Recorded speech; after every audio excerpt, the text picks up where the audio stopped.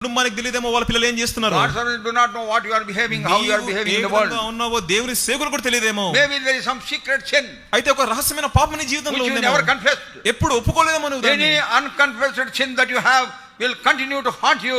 You will not have any liberty and freedom to serve the Lord. నీ జీవితంలో క్షమించబడని పాపము, ఒప్పుకొనని పాపము నీ జీవితాంతం వరకు నిన్ను వెంబడిస్తూ ఉంటుంది.